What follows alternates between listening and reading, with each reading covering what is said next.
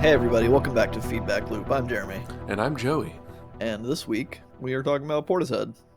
We listened to their debut album Dummy last week, and now we're here to talk about it because that's what we do. If you weren't aware, I would hope they're aware at this point. I mean, this could be someone's first, right? it could be, theoretically, but statistics show that it is not somebody's. It's like our 90th episode or something, so it's whatever. But yeah, so Portishead, Dummy. This is a band that neither of us have really listened to in depth.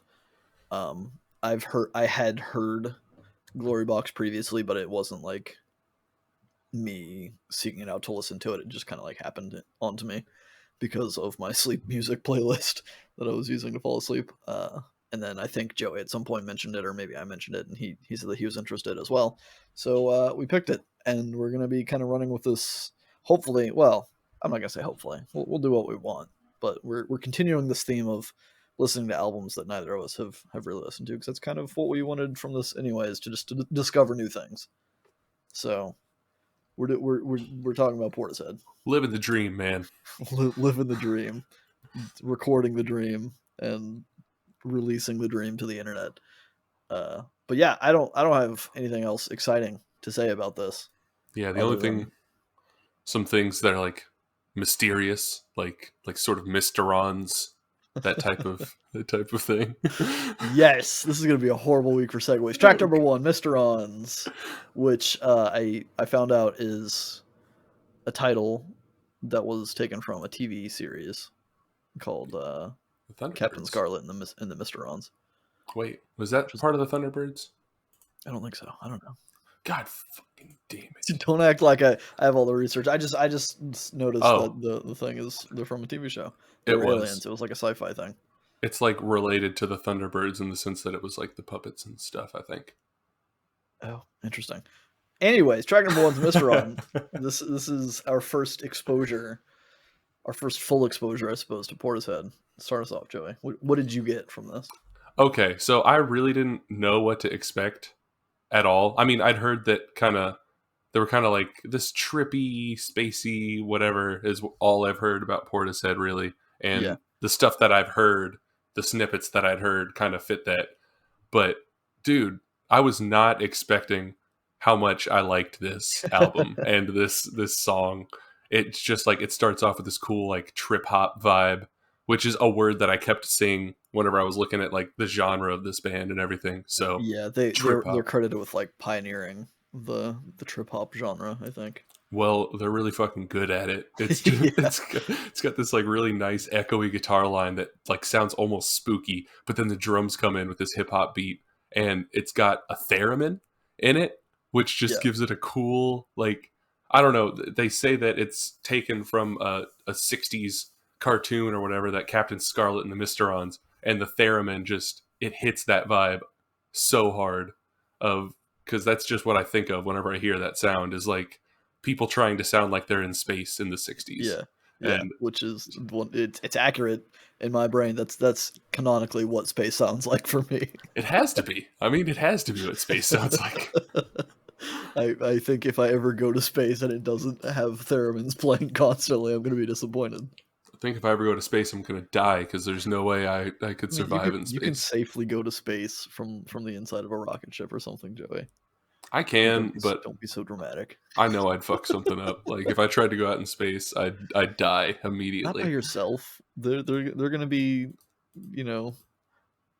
commercial flights to space, to Mars at some point, maybe in our lifetime. Yeah, maybe. I'll hold on hope. Yeah, but yeah, it's got a nice like kind of eerie, haunting vibe to it. The drum loops on this album I fucking love. They picked out very great samples, very great drum loops, and I kind of knew that you were going to like this as I was kind of going through it, because you've mentioned, not that this is exactly the same, but you mentioned a lot that you enjoy like plunderphonics and stuff that is very sample heavy, and we've discussed that, and they pick a lot of nice clean samples and twist them into some cool shit. A lot of it's like hip hop drum beats, like you said. They also do like a lot of record scratching and stuff to kind of like DJ it and blend things and mix it up, which it just develops this very special sound that they kind of run with through this whole album. And it's not that this album's one note, because it's definitely not. Each track is kind of its own thing, but they have their kind of set of rules, and then they kind of variate on that throughout it. And I think it works fantastically. I love the sound of this album. I 100% agree, and I think that brings up a cool thing that I like about sampling. Like, they do have their own set of rules and they have their own sound, but I feel like, I don't know, when you're a band and you have a sound, like if you're Led Zeppelin or some Right. shit and you're all playing your instruments, whatever, you have a sound, it's all going to end up sounding pretty similar Right. to each song. Whenever you have a sound and use sampling, you have the entirety of the world's genres and music to sample from. So even if you have a style of sampling, you still have a wider base variety of sounds, I feel like, to Right. make that signature sound with, that brings a lot more variety, and I feel like they do a good job of that on this album. Yeah. There is a lot of variety, but it's all still kept within this kind of narrow tone, I suppose, where the Yeah. whole album just kind of has this kind of slow plodding, kind of mysterious vibe to it, and they do that really well. And I think the vocals really help with that. The singer, who I'm blanking on what her name was, I looked it up before this. It was Beth Beth. Yep. Beth Beth. Gibbons. Beth Gibbons. There you go. But yeah, she has a great voice. It's very clean, and I really like the treatment of her vocals on this album, because it's very bare. It doesn't have a lot of processing and mastering and mixing and stuff going on with it. They just kind of like let her sing. Maybe there's a little bit of reverb at times, and sometimes it's a bit washed out, but for the most part, it's just her voice. It's her natural voice, and she just kind of sings in such a nice way to fit the music, and it totally changes the vibe of songs when her vocals come in at times throughout this album. They pull a lot of cool switches and vibes that I really like, but not necessarily on this song specifically. But I love her vocals. I love it. Just there's so much vibe in this Yeah. album. Her voice is so raw and it's awesome. She's good at sounding exasperated. She's good at like having this kind of wailing, wavering quality to it whenever she needs to, but then also keeping it nice and clean whenever it's necessary as well. Like, she just has a lot of control over the rawness of her voice, which is super cool.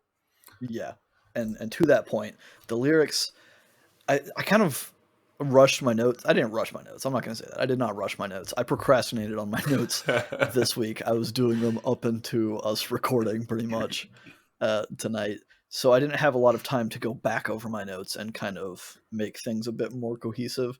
So as far as lyrics go and the theming of the album lyrically, to me, it my notes are not going to track necessarily with where I end up. And that's to say that, like, later on in the album, I started piecing things together that didn't make sense to me at the beginning. So for this one, it started out, I had no context for this album.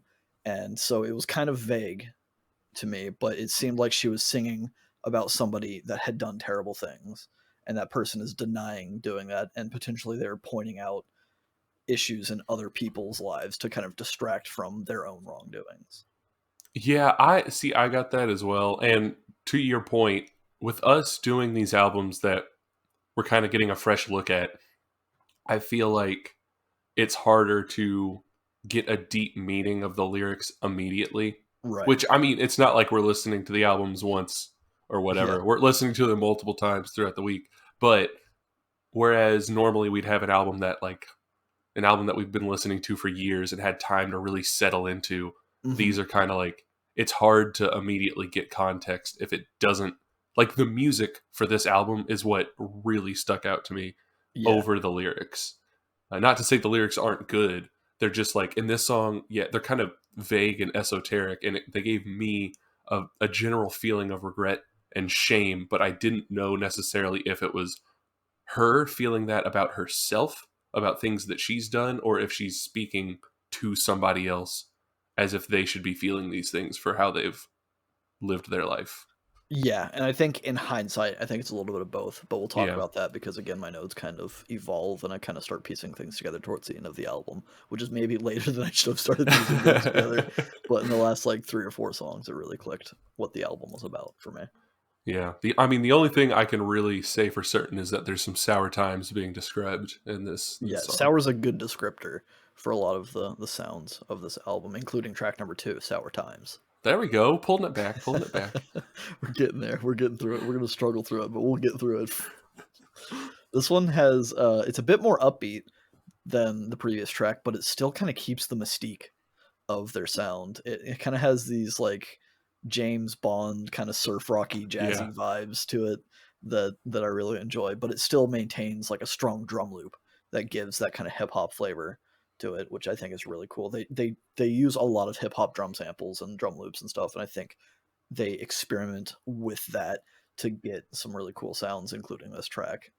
It's interesting. This is the first track. Well, this is the second track on the album, but it's the first track that she kind of like fakes her voice almost at some points, it seems, where she's kind of leaning into a certain like accent or a style to kind of fit the kind of older James Bond kind of styling of music that I think is really cool. Yeah, I got the way I described it. Shit, what's that Borderlands 3 DLC? Bounty of Blood, the Japanese Western one. Okay, I couldn't remember. I was getting Back for Blood and Bounty of Blood stuff like switched up in my head. Different games. Yeah, it was a mix of that and a James Bond, like a Japanese Western style type deal with like mainly with like the jangly guitars that come in or whatever they are. I don't actually know if they're guitars. There's so many things that it could be, but then there's also that really chunky bassy guitar that plays that descending line that adds that James Bond feel to it, and just like the use of sampling in the song is fucking a great blend of old and new. Like they're really good at bringing their sound on top of it, which is what I like about sampling in a lot of like hip hop and a lot of rap, is that they're usually taking old samples and just bringing completely new life into them, and it's just super cool. Yeah, I agree. I mean, to that point, this album itself was released in 1994. Yeah, this album is almost 20 years old, but it still sounds like super fresh, and it's fantastic. It stands up to the test of time, I believe, because it just those samples, they were old at the time, presumably.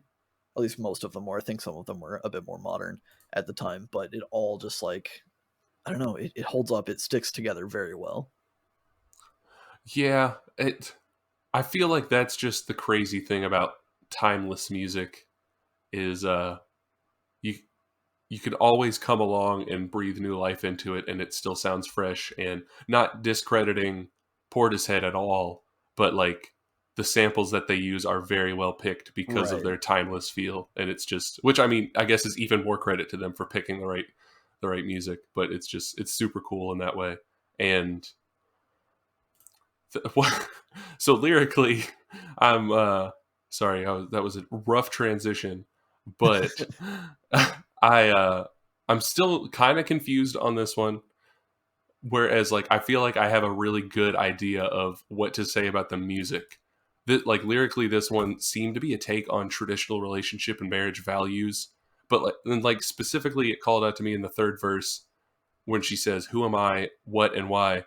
Because all I have left is my memories of yesterday. Oh, these sour times." Where it's like she's remembering back to a previous relationship or something that happened, and is wondering, am I just like my memories, or I'm the feeling like all of the only thing that's left of you is your memories. And that's like a feeling that I've felt plenty, like just that who I am now is made up of the memories of the past, which I guess you can just explain away, which it seems like, I don't know, maybe it sounds obvious, but it's just a crazy thought. Yeah, I mean, all we are to other people is the memories that they have of us, right? Yeah. There's not really, I mean, I guess there is the moments where you're creating a new memory, but as soon as you leave eyesight with that person, their perception of you is based on that memory. So like it's not too far-fetched, I guess, to think of yourself as just a collection of memories from other people viewing you. But yeah, I got a similar vibe. This one definitely has the kind of lost love kind of feel to it, where I kind of took it to be like an ex that had moved on and gotten married, and because there were some implications, I think, of maybe adultery or home wrecking kind of coming in the second verse. She says, "End the vows, no need to lie," enjoy, take a ride, take a shot now, which to me was kind of like maybe there's some shady dealings going on, even though it might be against someone's wedding vows, and I wasn't really sure who was breaking their vows, but I kind of tie it all together at the end, I think.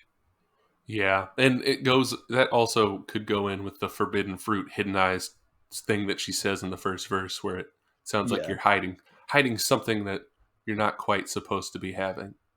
yeah, you're kind of maybe you've gotten a new partner and you're just out there kind of hooking up with random strangers because you're not satisfied. You're longing for your ex, even though you found someone new. So you're just trying to find some love and excitement outside of it with strangers. Well, you know, if you, listener, are out there feeling the way that Jeremy's currently describing, I got a track for you. It's track number 3, Strangers. Hell yeah. This one's got a super groovy drum loop.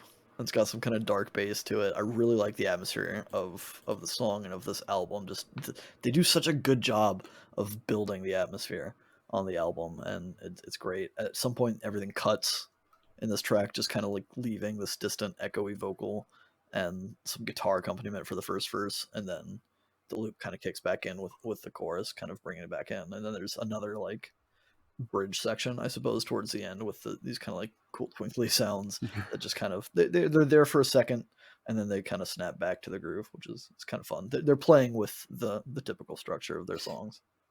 Yeah, and they do a really good job of it. They know how to chop it up. This is where I made kind of my first comparison to a band that I know we both like, and it felt weird making this comparison, but the way this song started out with like a warped horn instrument thing going on, but then the beat flips into this dark kind of beeping not industrial entirely vibe, but that's kind of the Yeah, vibe that the beeping it's gave me. adjacent. Yeah, industrial adjacent. There we go. We'll Yeah, go with that. But it gave me an almost Gorillaz vibe. yeah, And this song came out. I mean, this album and this band was a thing before the Gorillaz were a thing. So at least I yeah. think I so. have Like I to would. I have to imagine Darren was at least somewhat inspired by, if not Portishead, the movement that Portishead kind of pushed. You mean Damon, Jeremy? You said What did Darren I say? Did I? because we were Wow. talking about Darren Malakian right before. So, sorry, Damon Albarn, the British singer, not Darren Malakian, the guitarist of System of a Down. Oof, Oh God, that was so names, horrible. man. But yeah, that is not the only. I think that's interesting you said that because I made a similar connection later, not musically, but there's some trivia that's going to come up later Oh, that maybe ties to the Gorillaz as well. well, that's super fucking cool because that's not the only time I made that comparison on this album. So, Lyrically, this one lined up a bit with Mr. Ron's the first track, and that it seemed to again kind of be criticizing somebody, and in this case, it seemed like that somebody's being super self-centered and kind of locked into the belief that the way they view life is the way that everyone else views it, and if somebody tries to challenge that, they just reject it and say no, that's not the way it is. yeah, she really hits that home in the line. Did you realize no one can see inside your view? Did you realize for why this site belongs to you? Which I feel like is a super cool, insightful way of like looking at somebody having a selfish view, Right, being like, not only like, do you do realize nobody can see in your head and that the world exists outside of your head, but it's also taking into account like it's a good thing that you have your own point of view. Like right. instead of using your singular point of view to be selfish and block everybody else out, you should be using that to help other people by letting them also see your point of view. Right. And You it's can kind just of super cool. enhance and come to some sort of shared ground from it. Yeah. That's why collaboration works, folks. Yeah, it could Good. be super sweet if Gorillas and Portishead collabed. I think that would be super sweet. That would be so sweet. If only it could happen on track number 4, it could be sweet. Hell yeah. Good segues, good segues. Keep it going. This one, it immediately has such a boppy beat. Like it's so Yeah. trippy, and it just gets into it with a little break beat and that old horn stab synth sound that I remember hearing a lot in the 90s. And it's just Hmm. a super throwback immediately. But then when it gets into like the actual song, it has almost a soft R&B feel, which is Yeah, just a super cool change up that they did there. I really liked it. I agree. They didn't even like really change a lot. They just built it. So it started off with that kind of that curveball of the more, as you described it, boppy kind of like club sounds. But they build it in such a way that when the vocals and the keys come in, it really slows things down. It slows down the feel of the song without actually changing the tempo. They're just adding things to it, but totally altering the feel of the song. And I think that's really cool. And I think they do that really well a few points throughout this album. Definitely. This, like, the soft key melody that they get in the background is just, I could listen to that even without the rest of the music. It's just Yeah. so, it's so nice. It's so pleasant. And that's just, it's super cool. That's what kind of ties it all together. Like the way that they kind of do the reverse build up where it sounds like it's going to be bigger than it is. But then whenever the slower song gets built up to, it's like, oh yeah, this is definitely what the song was supposed to be. Like it Right. doesn't feel out of place at all. It's super cool. Yeah, it's very cool. I appreciate them for doing stuff like that because it's so innovative and it's not something that you hear even today in a lot of popular like radio music. Even outside of that, it's not often that I'm left with that kind of misdirection feeling of being led in one direction and then having the rug pulled out from under me and landing on a nice soft pillow because it still works perfectly the way they do it. um yeah, it's just a really good song. uh Once again though, lyrically, I feel like, I guess, more of an idea what this song, like things are starting to fall into place, but it hasn't quite clicked yet. Hmm. This one, it seems more like it's about the hard trials of like real love, about the bittersweet aspects of it that don't usually get talked about in, I guess, the radio songs and everything. And the title, "It Could Be Sweet," is talking about seeing through all those things and realizing, I guess, the end goal, or the Right. good parts past the bitter parts. Yeah, for sure. I took that in a similar vein, I think, where she's definitely wanting to work on this relationship that seems to be failing. But I think this is maybe after the fact, where the her partner is kind of accusing her of things that she didn't do, and he's like moving on. He's saying no, like this is over. I don't like you. You've done something to upset me. I'm moving on. And she's back here saying like no, like I don't want to lose us. This is something that people have to go through to have a successful relationship. There are going to be hard times, but if we work through it instead of just giving up and calling it quits, we could find something really nice. And it doesn't seem like her partner's wanting that. Yeah, he's just wanting to be a wandering star running around out there, who knows where, not Yeah, working on the going to relationship. clubs, listening to track number 5, Wandering Star. Nice. We're doing it. This one has a really cool like pulsing synth rhythm that leads off the song with another great drum loop that comes in. It just has a super clean vibe.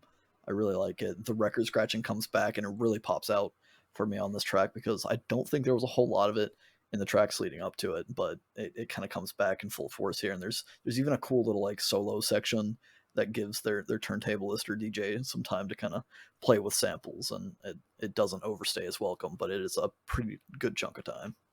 Yeah, that solo that he did, or whatever, it's like a super cool scratching. It's of a harmonica, I guess, is what it sounds Yeah. like. And it almost decided next week's album until I was like, no, I'm gonna stay on the train of, Discovery. yeah, discovery. I'm not gonna fall back in my old ways. But it almost got me because I was just like, this is so cool, and I want to just listen to a lot of super cool, like DJ scratching fucking Yeah. I'm people into with cool turntablism. samples. It's We can go down that route at some point. we will. But this song is where I kind of hit my feel of the bass on this album.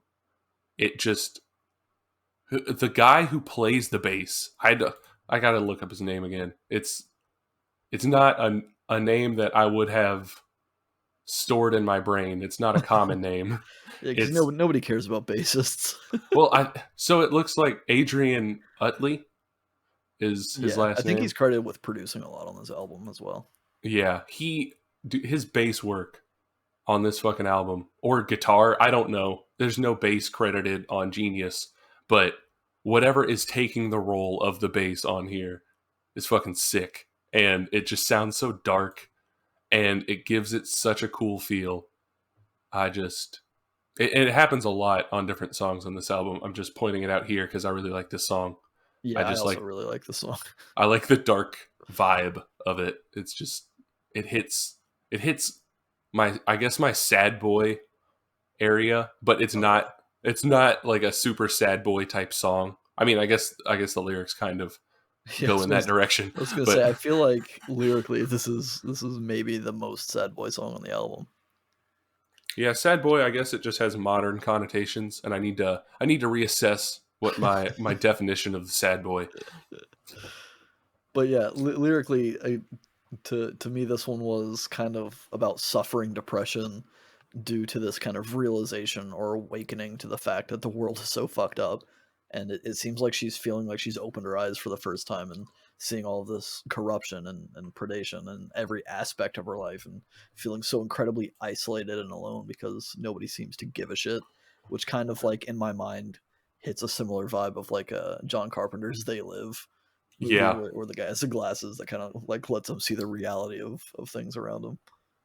definitely. Like that's essentially what I got as well, which hopefully means we've come to some sort of convergence in in our reading of this album. Yeah, we can converge like two sticks on a campfire, and we can rub them together if we're lost in the space jungle and, Yeah.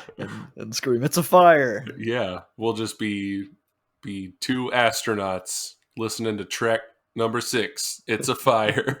Hell yeah, space fire, which doesn't make sense, Yeah, but that can't happen. But it can when you listen to the power of music or something like there that. you go. That's what it is. This one has some synth strings that build some really good suspense at the start of this track, and then the vocals come in and the organ comes in and it releases all that tension. This is another one of those kind of curveball moments for me that they pulled off very well, and this song becomes this kind of like soft ballad kind of a thing. The beat does come in at some point and restoring some of that energy, but it's still mostly a pretty like soft and somber track. Yeah, it is a pretty soft and somber track, but I go on a tangent here and in Oh my boy, notes. buckle It's up.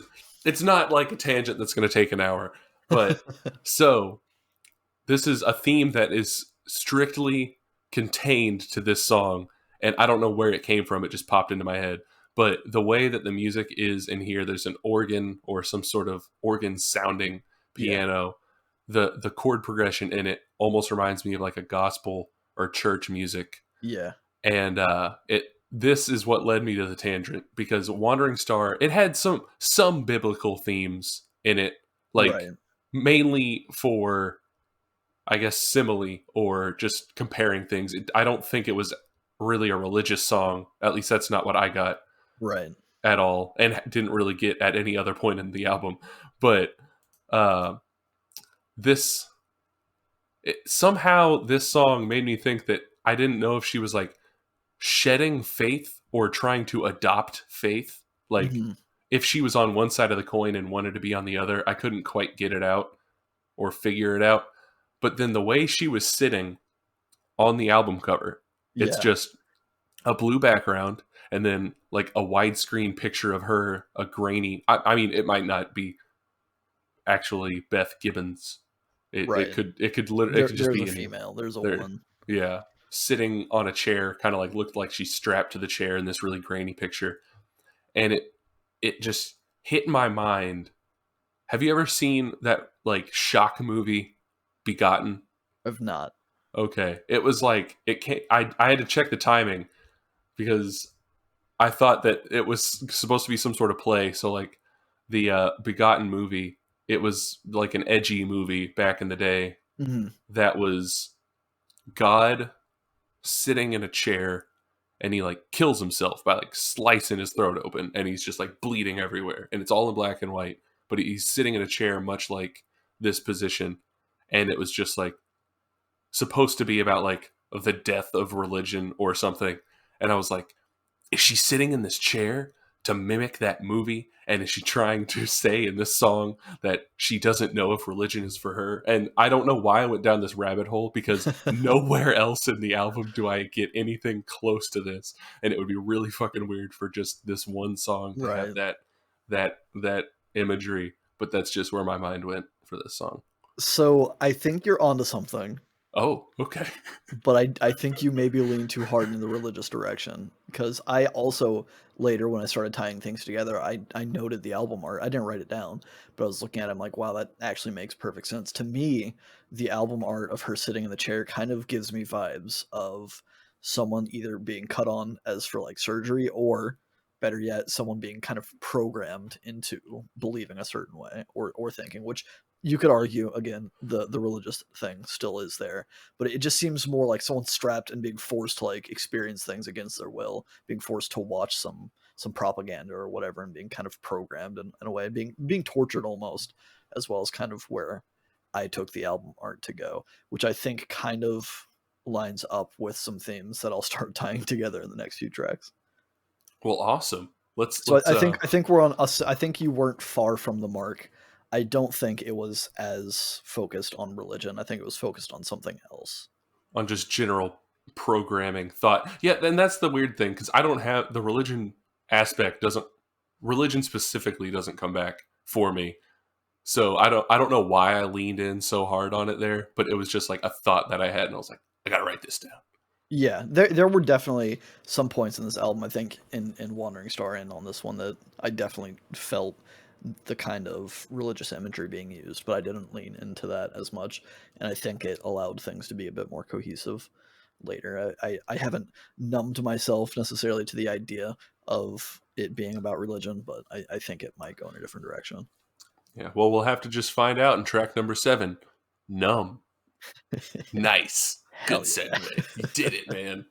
We did it.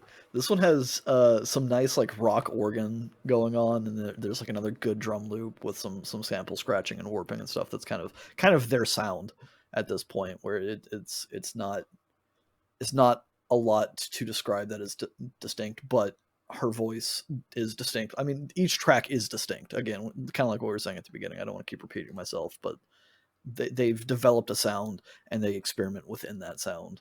So it kind of hits a point where there's not a lot that we can describe that we haven't just been repeating ad nauseum. But her voice here in this track sounds distinctly different from the rest of the album and places, which is kind of similar to how she leaned into some accents and sounds on Sour Times. And she really knows how to use her voice to kind of fit the music or fit the themes very well. Yeah, it gets kind of haunting in a way. Like, it sounds like she's wailing a little bit. Like, she's Yeah. definitely leaning into the more eerie aspect of her voice on this song, and it's a super cool change after her, I guess, her normal singing on Right. the past few songs. What we But assume is her normal singing. Yeah. yeah, I don't know. I who knows? But yeah, lyrically, this one, it felt like another extension of.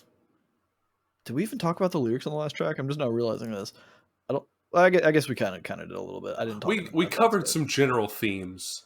Yeah. So just to quickly recap my thoughts on "It's a Fire," it felt like this was the balance of Wandering Star, where Wandering Star was a very depressive kind of look at it. It felt like she was kind of finding some sort of peace or acceptance with the world being awful, because she's kind of acknowledging that she was part of the awful herself. So this song, Numb, it felt like a further extension of those themes, and that she's kind of driven further into feeling isolated, and seems to use that isolation as an excuse to continue doing some terrible thing, which I hadn't put together in my mind yet, but I do kind of come to a conclusion to what I think she's doing that she views as terrible. And I think by the last track it becomes completely clear, which is kind of a credit to the way they arranged the album. But it was kind of like I was wondering if she was maybe hooking up with her ex that found someone new, or maybe she's the one that's in the new relationship and cheating on her partner. It kind of brought back some of those themes to me, where she there's this theme of her being deceitful in a world full of deceit that kind of is it's a recurring theme throughout the album. and a few of the songs being about lost lovers kind of tied that together for me. Yeah, this one I was kind of in the same camp as you. I couldn't tell if it was her. Like this was a reveal that she was the one who was kind of having like an affair throughout the whole time, which I mean wouldn't have made too much sense given how she was talking in the first few tracks. But Right. I mean, I if didn't. she was the one that was denying it, like the first track had someone denying that they were doing any wrong, and maybe that was her denying that she was the one cheating the whole time, which so she was kind of projecting it onto her ex, maybe. Yeah, that could be.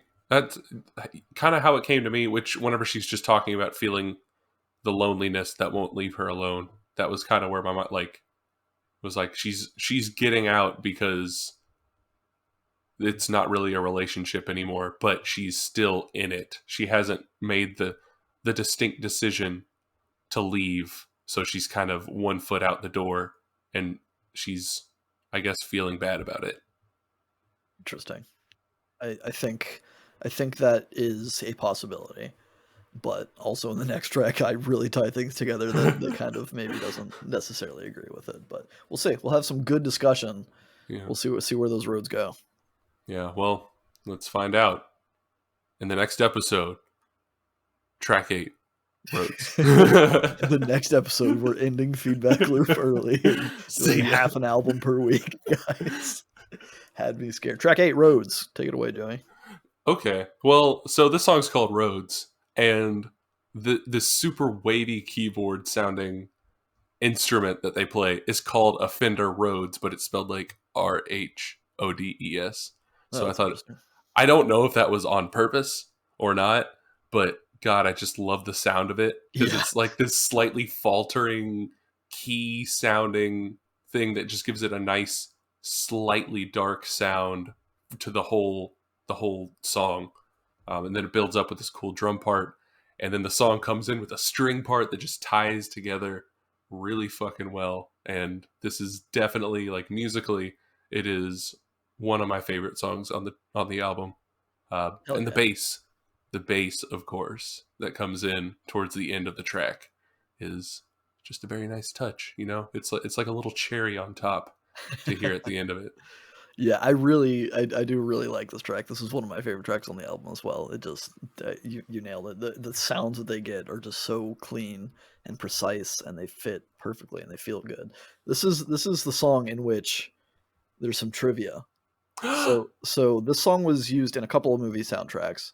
One of which was Tank Girl, Yeah. which is a Okay. film adaptation of the comic, which Jamie Hewlett drew. Jamie Hewlett drew Tank Girl. He's the co-creator of Tank Girl. Jamie Hewlett also the artist for Gorillaz. Which is just super sick. You Yeah, know, makes me everything's connected.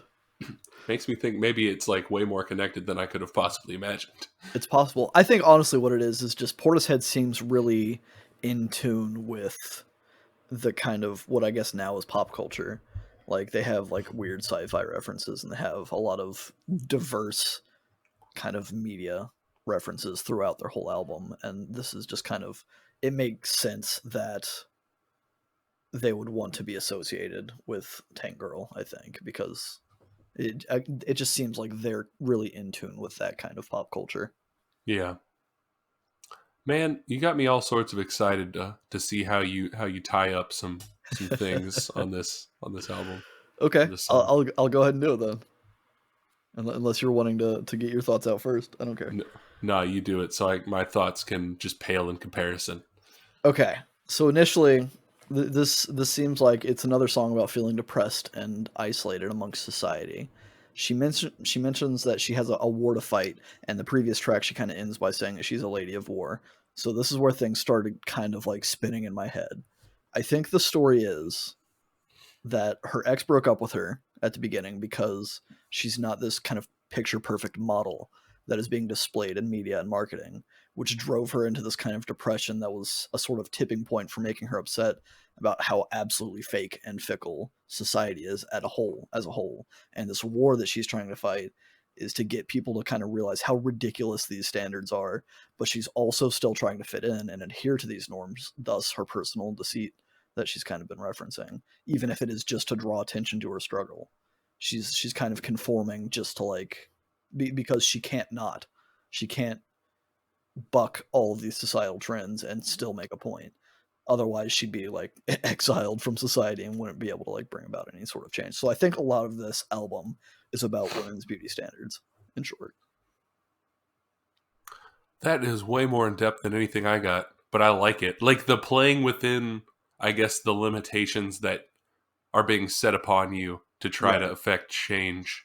Kind of like what we had talked about with what Pat the Bunny should have done whenever you were like the you got to Right. live within society to try to make any societal changes. You can't just fucking burn down a bunch of buildings Right.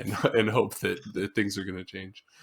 But yeah, and I think the album art again reflected kind of that's why my mind kind of went to both the plastic surgery aspect of it, which is maybe a bit too on the nose, and then the kind of brainwashing of society kind of being led to believe that like the perfect woman looks a certain way and behaves a certain way, and it's clear to me that she doesn't fit in that model, and it's hurt her in the past, and now she's kind of like she's hoping to bring light to that kind of shit. See, yeah, this song kind of it confused me, and I kind of had to make things fit whatever I was. I guess I had to do some mental gymnastics, but hearing your analysis of it, I think I'm just entirely wrong.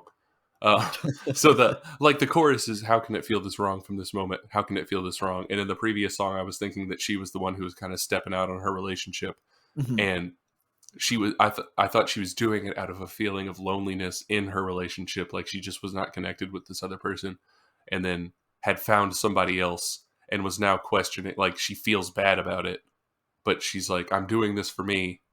Why am I now feeling bad about doing this? And Right. the war was talking about the relationship that she was still in versus kind of the life that she was wanting to live. And whenever I guess that's where the stretch was, where it was like she's saying we've got a war to fight, but it was mainly just she was fighting her own war. Yeah. I don't think But that's necessarily wrong. I don't think it's a bad take at all. I mean, again, my theory could be completely wrong, but I think some things started clicking here, and to me, the remaining tracks on the album just kind of reinforce that idea for me, at least what I got out of them. well, for now, I'm going to be putting your idea up on a pedestal because I think it's way better than mine. No, Joey, that's the issue. We're trying to take things off of pedestals. We're not trying to keep these idealized conceptions of people like in track number 9, pedestal. Nice, freaking nice. I'm patting myself on the back for that one. It was a good one. This is another great like hip hoppy drum and bass loop with some more record scratching. The drum loop adds this ride cymbal after the intro, and with her vocals and the bass line that kind of hits another kind of it hits a jazzy hip hop hybrid kind of place, which is just a great vibe.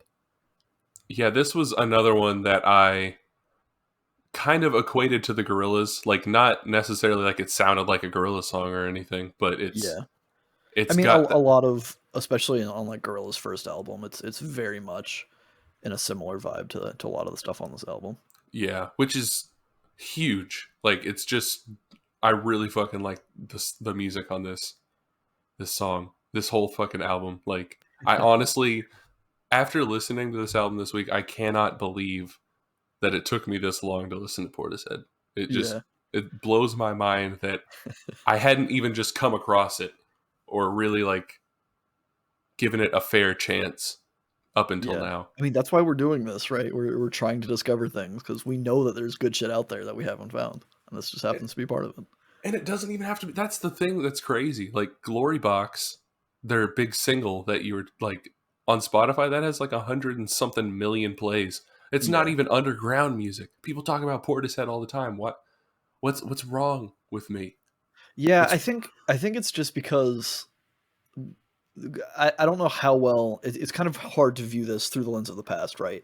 This album came out in 1994, and just because like we don't have I haven't done research into, I guess I should say, when they started to make waves. I know their album did very well, but I don't know. I get the sensation that Glory Box specifically is blowing up recently, And Yeah. I'm wondering how much that's affecting, you know, the Spotify counts or the Genius views, because Genius tracks how many views each track has, and this one has by and large the by and far by I don't know what the phrase is. It has the most views of any song on the album. So Yeah. I feel like Glory Box is like a big single, and it deserves it, I think. But this whole album is just fucking great. Yeah. For real. It's if it is a new trend for people to start looking at this, that's one of the things that I love the connectivity of the internet and stuff for, Yeah. is like, not saying that the internet caused it, but I don't I know, mean, like to an Steely extent. Dan is making a comeback. This Yeah. fucking Steely Dan, dude. My mom fell asleep at a Steely Dan concert because she hated it, and now like fucking 15-year-old Zoomers are running around on their little hoverboard things listening to Steely Dan, Hell yeah, man. flossing If and just like dabbing. Is that what kids do now? I think that might be out now. I don't know. I think that might have come and gone. But on a related note, I feel like there's this desire in the older generations, the people that have experienced things before they get big and trendy and viral and whatnot nowadays, to kind of push back, to latch out and be like, oh no, like, you damn kids these days, you don't know Portishead, you only listen to Glory Box. Don't be like that.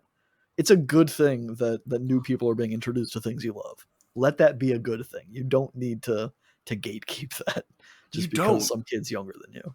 Well, and that's what you want, right? Like, who Yeah, wants somebody who makes, I don't know, say like Portishead changed your fucking life and it just really hit you deep, and you just owe a ton of stuff to the people in Portishead. Don't you want them to be successful? Don't you want to have other people potentially be changed in the way that you were changed? You shouldn't put up a stone wall and be like, no, I was here before the TikTok or whatever like yeah, caused them to blow up. Like, I get that that's it's special to you, and maybe that's like the first thing that you think yeah. of. People instinctively want to protect. But man, it's good for the artist because they made these things that are amazing, and now they're getting full recognition for it. Or it's good for other people to discover music that can be just as powerful, or even just things that they enjoy. It's okay to just fucking enjoy something on a base level and not have this deep connection with it. Like, Yeah, that's fine. Not everything needs to be super deep, and people can enjoy that. People can enjoy one song from a band, and that's fine. You don't have to love every album by a band. You can be like, right. I like their hits. That's why they make greatest hits albums. That's Yeah, fine. But yeah, yeah. Tool doesn't have to change everyone's life. You know, Tool it's doesn't okay. change. That's a hot take coming in, Joey. Go ahead, finish your thought. Tool is a band. I'm just saying, you know, it's okay for someone to not like Tool, and Yeah, people need to be okay with that. And yeah, other bands. I'm just singling out Tool because they're a fun meme to pick on. But yeah. we got off topic. Oh my Lyrically, god. Pedestal. Before we move on, Pedestal. This one kind of reinforces my previous interpretation, I think, with the pedestal literally being, you know, a metaphorical place to put things that are great, and often with like exaggerated expectations of what things should be. And Yeah, I think that ties in with the beauty standards that I was kind of getting at. I definitely think it does. I was taking the pedestal to be like, she had put, so she was stepping out on this relationship and was starting to feel bad about it, and it's still currently feeling bad about it. And I was taking the pedestal, at least from the title of the song, to mean that she was putting her original relationship up on a pedestal, and that's why she was kind of trying to hold on to it instead of just, Give up. yeah, like Let letting go. go, and like it Yeah. wasn't working, and like realizing that. But I definitely like your take more. But this is my take, and I guess I'm sticking with it. I mean, it's okay to have different perspectives. I do think, I don't know. I feel like there are lyrics in this that specifically stand out to me to reinforce, but I guess that's confirmation bias at this point. Where she says like, through the force of a man undenied by his eye. Maybe that's me reading too much into the use of the word man, kind of a thing. Yeah, If there's these gender things, but then she also kind of goes on and with, I don't know, just the way she says in verse 2, she says, enter and rejoice this pedestal where the rainbows hide, kind of to me implies that like people that conform to those standards are celebrated. They're placed up high. They're allowed to enjoy life and revel in all of the colors of the life. Whereas she's kind of stuck questioning, like, what is the purpose? Why are these standards set so arbitrarily high and so specific and niche? Like there's no reason for that. Everyone should be able to experience the quote unquote rainbows. They shouldn't be hidden away and reserved for only the quote unquote prettiest looking women. Pretty changes all the fucking time, It does. which It is just goes to show historically changed. just goes to show you how bullshit it all is. Right, and I think that is the big theme that I took away from this album, is that she was kind of trying to get to back in the 90s. I mean, it's still an issue 20 years later. Not a whole lot has changed. People are still Yeah, very fickle and fake. which is the Maybe even inverse more of, so. yeah, I'd say that's the inverse where I was talking about. It's great, the internet's great, and the connectivity is great to discover art and things. I feel like the opposite can be said whenever it comes to like beauty standards and Yeah. just general pressure from people around you, where it's like everything is so fake on. Yeah, and kids are being brainwashed into thinking that that's just the way that they should look, and that's fucked up. Yeah, I mean, dude, fucking live a little, eat a biscuit if you want to, like, Hell yeah, dude! I fucking just love biscuits. me too, dude. Oh my god. We should go get biscuits and gravy sometime and talk about track number 10, biscuit. Hell yeah. This song is not only is it named after delicious, which hold on, these guys are from uh, Britain, UK. Yeah, I don't know specifically where, and I don't know what different parts are different. But a they're from biscuit is something. Bristol, England. Okay, well they're from England then. A brisket is different in England. So are they talking about like the cookie cracker biscuit that you dip in Probably. tea? Okay, because I'm talking about like fluffy, Yeah, delicious biscuits and biscuits, gravy, man. and but that's neither here nor there. The key part, like this song, it starts off sounding nice and dark. The key part mixed with the horn samples in the background just give it such a cool feeling. Like the whole use of samples in this album has been great. The use of samples in this song is fucking phenomenal to me. Like Yeah. the slowed down eerie sound of like just the whole sample, which another thing you were talking about, the drum loops, where I think they bring in, I guess, drum samples, the mixing of the drum samples that they pick, and I think they slow them down or speed them up or whatever to fit, I guess, the music. It Hmm. just works so well. It Agreed. just makes it sound so fucking cool. And yeah, it's I know I've said this several times, but it's one of my favorite songs on the album. Yeah, this album's full of bangers, and that's what I was saying about Glory Box blowing up. I get it. I understand why Glory Box is the one chosen, but this whole album is fantastic, and it deserves more recognition overall, I think. Yes. Yes, Also, it does. for this track, I don't know. Have you listened to Meg Myers? I feel like you haven't. I feel like we've talked Uh about her. no, I don't think I have. Her vocals, a lot of the vocals that Beth has on this album kind of hit a very similar place to Meg Myers for me. So maybe we'll do a Meg Myers. I almost picked Meg Myers a few weeks back, and I still haven't decided which album from Meg Myers I want to do. But at some point, we will loop back to Meg Myers, and I think there are some nice similarities. I feel like Meg Myers was inspired by Beth's vocals on this. Well, I'll wait with bated breath to listen to Meg Myers then, because if her voice sounds anything like Beth's voice, then I'm for it.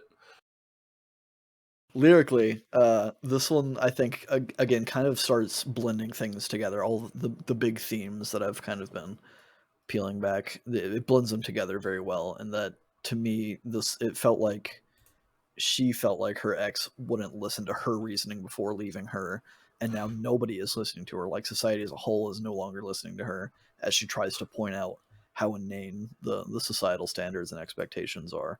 Where she kind of like, it started out with her just being heartbroken from her lover leaving her because she wasn't pretty enough, and it only grew more painful when she realized that nobody else in the world seems to give a shit. Yeah, I I agree I mean, I definitely like your take more. Like I've said, my notes version of me agrees at least in the escalation of desperation and depression, and Yeah, just you can definitely feel there's a bump up in the negative emotions here, where she feels like she's even more lost and even more distraught over whatever she was feeling. I took it more as maybe she ended one of the relationships, I couldn't tell, and that caused some sort of spiral at this point. But yeah. I'm I guess my interpretation of the album is starting to come apart at the seams at this point. I So don't think so. I mean, I totally feel that there's still this kind of underlying feeling of her still craving a relationship, right? I mean, in verse 2 she says, "Full fed, yet I still hunger, torn inside."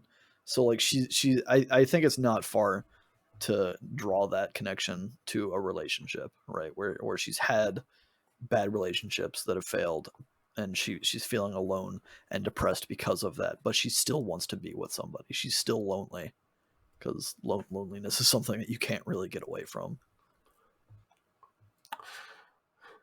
well, I was gonna segue and then I waited too long. That's But fine. Track number but 11, Glory Box, the song you've all been hearing about and maybe have heard. yeah, that's the I was like, how am I gonna do this? Because we've said Glory Box like 5 times. It doesn't matter. You could have just brought it up again as if we weren't about to transition into it. But the last track on the album, Glory Box, I think it does a good job of being a last track. It's a good final track.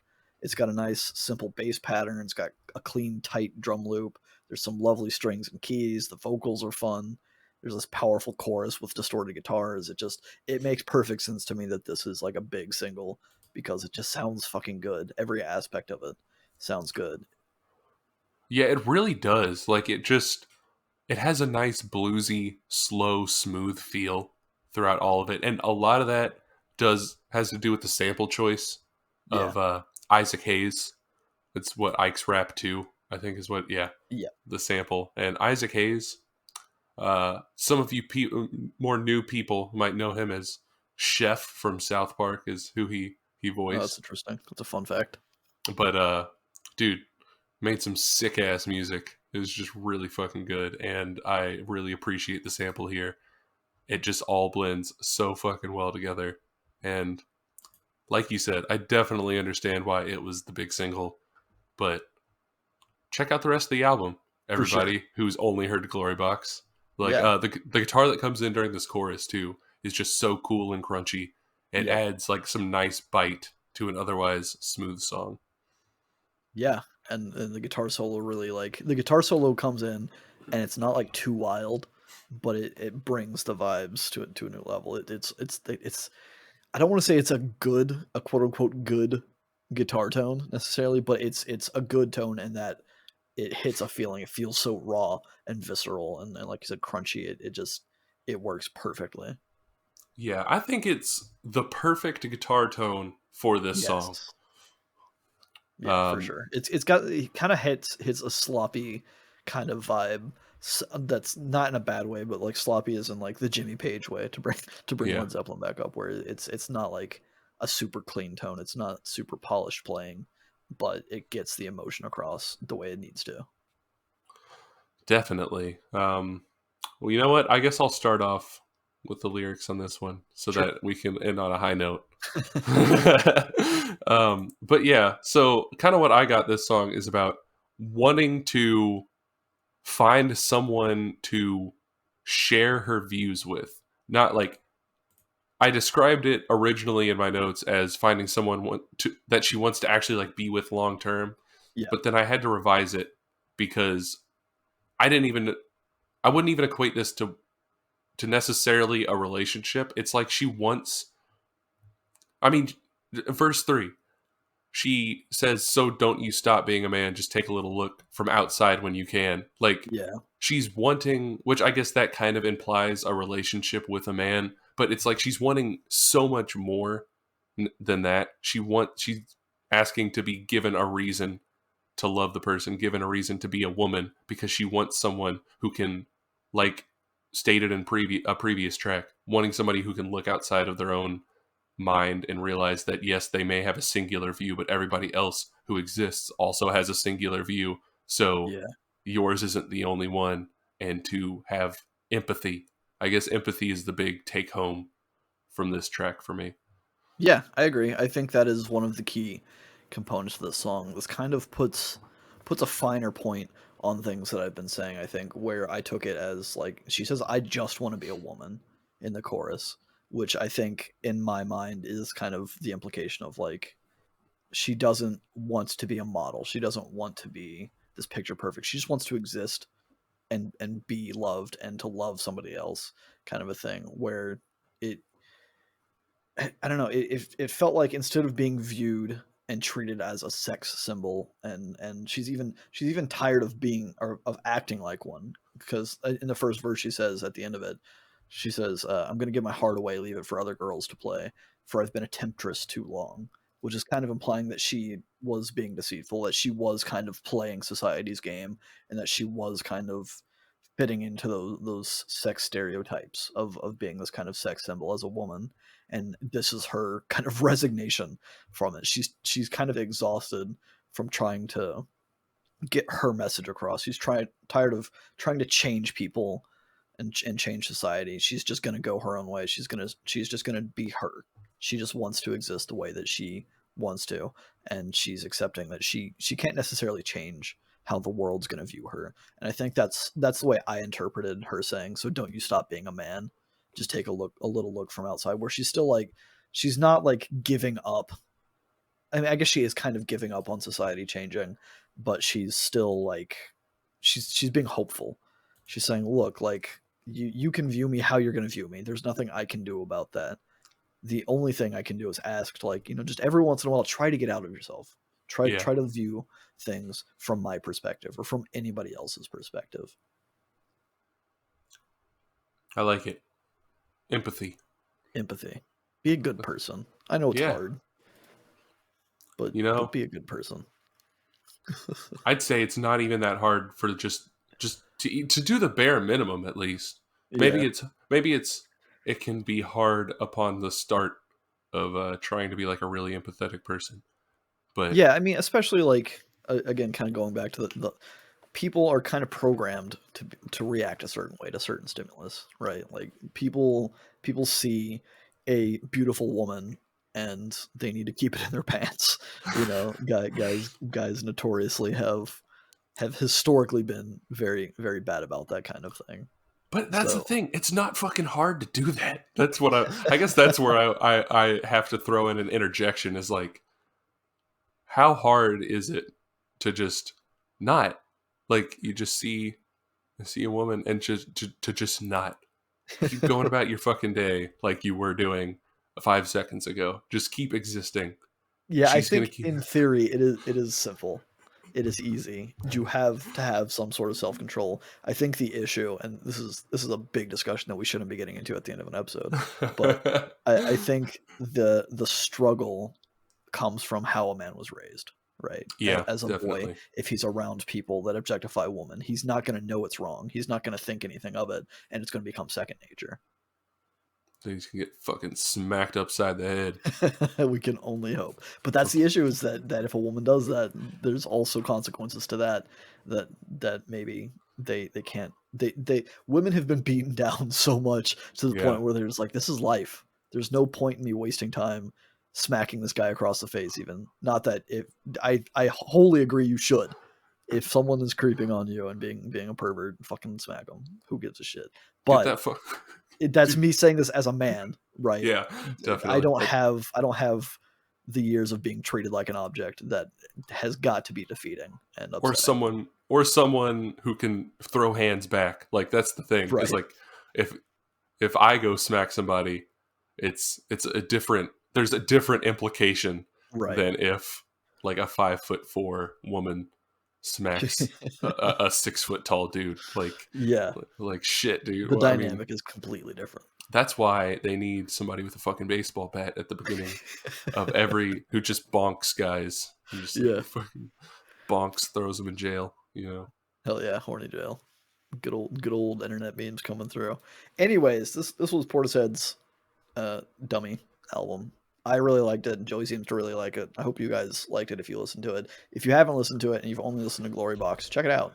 If you haven't listened to Glory Box, listen to Glory Box, but then also listen to the whole album. Yeah, because it's a solid album through and through. And I'm glad we went here this week. It felt right. It's a good discovery. I'm glad Joey discovered a lot that he liked from this album. Hey, me too. I like liking things. it's a good feeling to like things. You know, you can like things without disliking things, and that's how you know you found a good thing. I think. Hell yeah! I really just didn't say anything there. I just said words. Felt like Reggie Watts, you know, just doing some of his older stand up where he speaks without saying anything. That is the best. Don't get me started on Reggie Watts when we're an hour and 5 minutes. Next week. Next week, we're listening to an album Joey has picked. What are we listening to, Joey? Next week, we're listening to an album by Library Tapes. It's called Alone in the Bright Lights of a Shattered Life. Hell yeah. My notebook that I keep music in, like the names of stuff that I need to listen to. My notebook says I've listened to it. I don't necessarily really remember anything about it. So that could be going in blind. That could be a bad thing, or that could just mean I didn't actually listen to it and maybe I just like scribbled next to it or something. I don't know. Well, either way, I'll either love it or hate it, I'm sure. There's no middle ground. You have to be extreme in every aspect of your life. Hell yeah. Otherwise, you're not even living your life. Leave us some comments. Let us know what you think of this episode. What you think of Portishead. If you have any other recommendations, drop them in the comments. Let us know. Let us know how you're feeling. You know, how are you? Yeah, for real. Just chat. Just hang out with us, man. Hit us up. Send us some DMs. We'll talk back. Stay in our feedback loop. Bye.